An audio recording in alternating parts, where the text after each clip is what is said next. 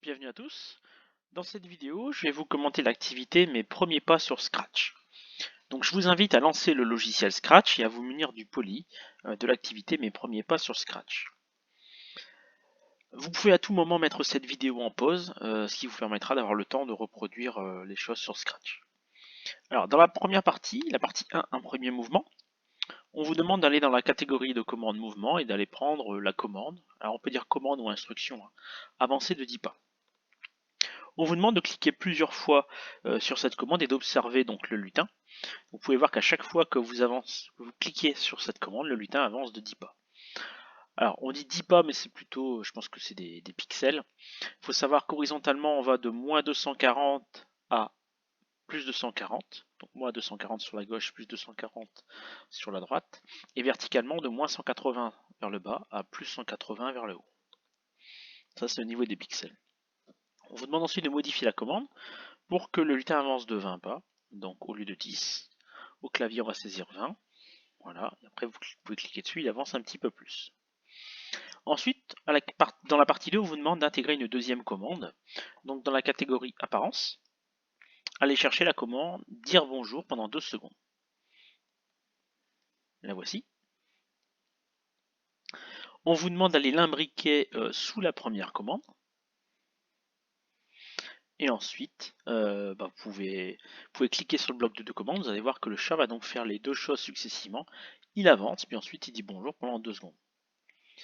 On vous demande de modifier la commande pour que le lutin dise au revoir. Voilà.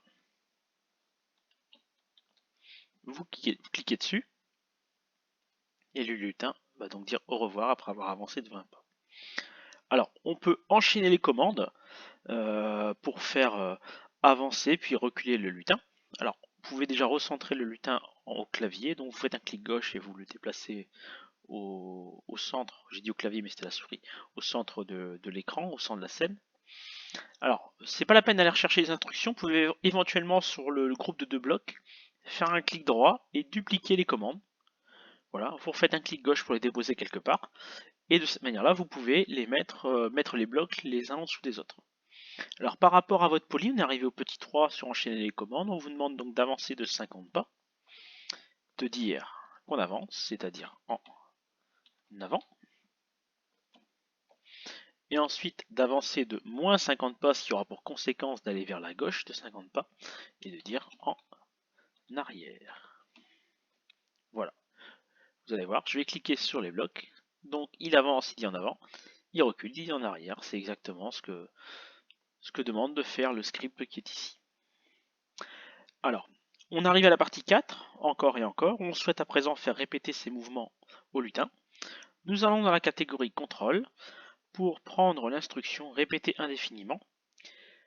Voilà, et on va faire en sorte de la positionner de manière à ce qu'elle englobe les instructions précédentes. Voilà, donc là on va répéter indéfiniment le mouvement précédent.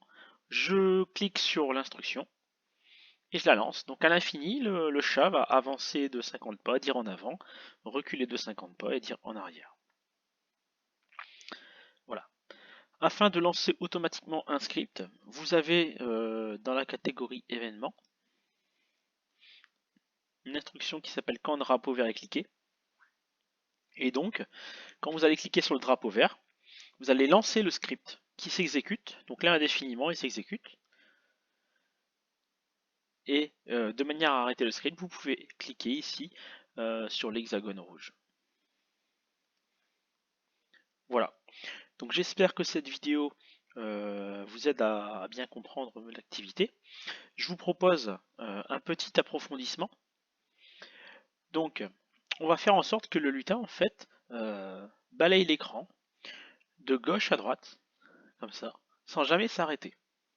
Alors pour ça, on va enlever la partie qui fait aller le lutin vers l'arrière. Donc pour l'enlever, vous la prenez, vous la rangez ici, elle s'efface automatiquement. Alors on va aussi enlever la partie texte qui va nous faire perdre 2 secondes à chaque fois. Voilà. Et de manière à ce que le lutin en fait rebondisse contre les bords, on va aller, alors je pense que c'est dans mouvement. Voilà, il y a une fonction ici, rebondir si le bord est atteint, qu'on peut aller mettre du départ, je pense. Voilà, on va lancer le script. Alors voilà, bon, avec Scratch, vous voyez que des fois, faut essayer. Et bah, des fois, on se trompe. Donc je pense que je me suis trompé, qu'il fallait mettre l'instruction dans répéter indéfiniment, du coup. Alors, on réessaye. Voilà, ça y est donc. Indéfiniment, le chat rebondit contre le bord de gauche à droite. Alors, je vais peut-être réduire un petit peu euh, la vitesse. On va dire 10 pas. Voilà, comme ça, vous allez bien voir en fait ce qui se passe. Alors, on a un souci, c'est que le chat, en fait, il se retourne. Donc, on va faire en sorte qu'il ne se retourne pas. Pour ça, vous allez au tout départ fixer le sens de rotation gauche-droite. Voilà. Et normalement, bah voilà, ça y est, votre chat, il va de gauche à droite, il rebondit contre les bords et il ne se retourne pas. Voilà, un petit approfondissement pour ceux qui ont eu la patience de regarder cette vidéo jusqu'au bout. Rendez-vous dans la prochaine vidéo. D'ici là, travaillez bien et passez une bonne journée.